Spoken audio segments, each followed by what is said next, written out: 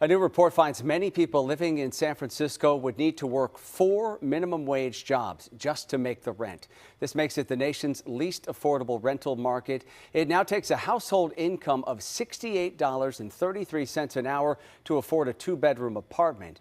In San Jose, that same apartment would take $58.67 an hour. Santa Cruz comes in third in this survey at $58.10 an hour needed, and the East Bay is fourth, where you have to make at least $45.83 an hour. While this comes as California's minimum wage now stands at $14 an hour. Joining us now to talk about this gap is Diane Yentel, President and CEO of the National Low-Income Housing Coalition that crunched these numbers and is putting out this very unfortunate situation, sort of highlighting this gap here. Obviously, Diane, we know it's expensive to live here in the Bay Area, but were you surprised at all when you looked at these figures and saw just how tough it is for people to be able to afford to live in the Bay Area? Well, unfortunately, it's not surprising, but it's always shocking. I mean, the numbers in California and in the Bay Area in particular are just extremely expensive and out of reach for not just minimum wage workers, but for the average renters in the state of California as well. As you shared earlier, California and the Bay Area are the least expensive, are the least affordable places in the country when it comes to housing. And in the city of San Francisco, somebody would have to earn $45 an hour just to be able to afford a studio apartment. So this is clearly not just out of reach for minimum wage workers, but the average renter in the state of California who earns about $25 an hour can't begin to afford these apartment costs. Yeah, it's tough for everyone across the board, but you wonder how folks on the low end of the spectrum, the low income renters are making it all work. What are the biggest factors that make the Bay Area the most expensive place to rent in the nation, you think? Well, there's a number of reasons. One thing that certainly contributes to the very high costs in California and in cities throughout California are very restrictive local zoning laws that inhibit the construction of any kind of apartments, and especially affordable apartments. This drives up costs for everyone, while at the same time really reinforcing and exacerbating segregation and other types of inequities. What's most needed at the state and city level is for communities to address and remove these restrictive zoning laws and allow for more apartments to be built for everybody.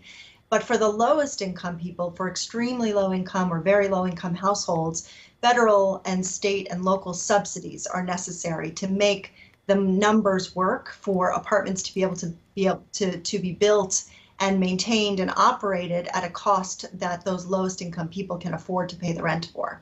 And speaking of that assistance that's available for low-income renters here in California specifically, we have a lot of concern right now about this potential wave of evictions that could be coming once the moratorium on evictions expires later this year in September. The state has approved billions of dollars in rent relief for low-income renters.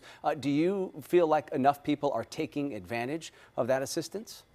Well, there's been some problems with that program from the outset. It got off to a slow start, unfortunately. Very recently, the state did make some important improvements to that program.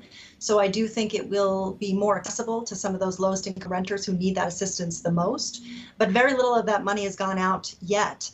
So the state and cities who are running their own emergency rental assistance programs really need to do more and do better to get that money to tenants quickly so that they can pay that rent that they owe and stay housed when the eviction moratorium expires. Speaking of the past year and a half and the pandemic, in San Francisco especially and across the Bay Area, we did see rents drop significantly during COVID. Did low-income renters benefit at all from that drop in rent?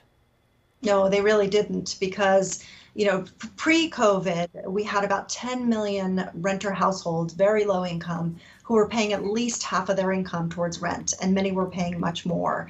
Many of those same families were the families who lost jobs, lost hours at work, lost wages when the shutdowns from COVID-19 happened, and they fell behind on rent.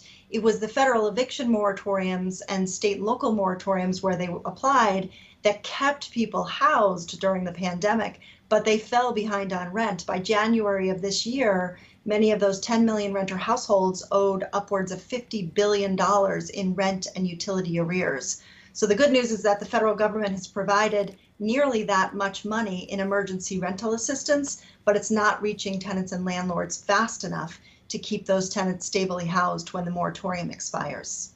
Yeah, so many folks struggling just to stay afloat here in the Bay Area, and this report here really highlights the affordability crisis in the Bay Area. Appreciate you coming on to break it down. Diane Yentel, President and CEO of the National Low Income Housing Coalition. Thank you. Thanks for having me. Take care.